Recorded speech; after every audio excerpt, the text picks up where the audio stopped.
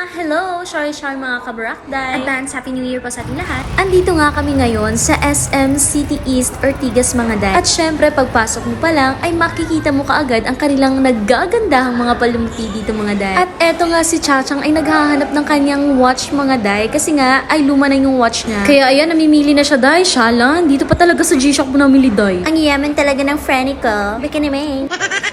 Sa mga naghahanap ng pangregalo or gustong bumili dahil na para sa kanilang sarili, nako, bumili na kayo nito kasi meron silang 15% discount off, di ba?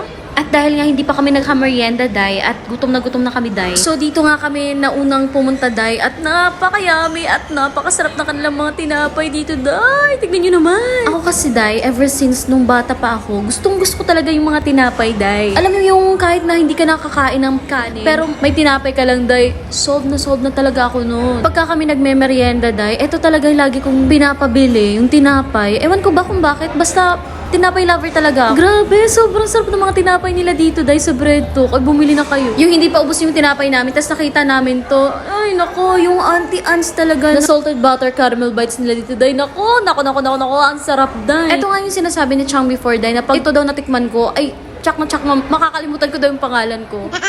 Actually dahil sa totoo lang, sobrang yummy talaga, sobrang sarap talaga. Kaya ako gusto ko itong balikan dahil. Kung pwede ko lang iuwi, pati yung tagaluto.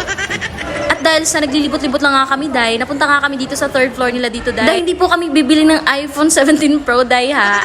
Grabe, sobrang ganda, day. At sobrang mahal din ang presyo. Hindi pa afford, day. Kailan pa kaya mapupuno yung alakansya naming isang galong tubig?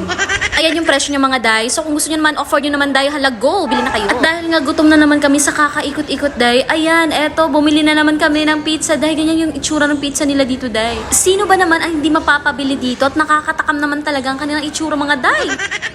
Sabi ng mga friends namin, masarap daw tong coco daw dito, day. So, kaya, ayan, si Chachang pumila na, day. Kahit sobrang haba ng pila, day, ayan, bumili talaga kami kasi gusto namin matry. Oo nga, day, sobrang sarap nga talaga nito, day. While waiting sa aming isang friend, ay hindi pa kasi siya tapos, day, sa kanyang work. Kaya, ayan, naglilibot-libot muna kami.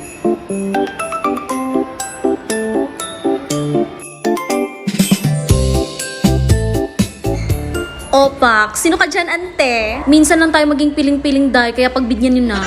After 100 years, dumating na talaga ang aming friendly, day. Dito nga, day, bumili kami sa Paris Baguette, day. Paris Baguette daw yung pag-pronounce niyan, hindi Paris Baguette. Correct me if I'm wrong, ha, kasi hindi tayo perfect, mga day. Ayan, sobrang happy naman kami sa nabili namin, day, kasi naka less 50% off sila pagka malapit na mag-close ang mall.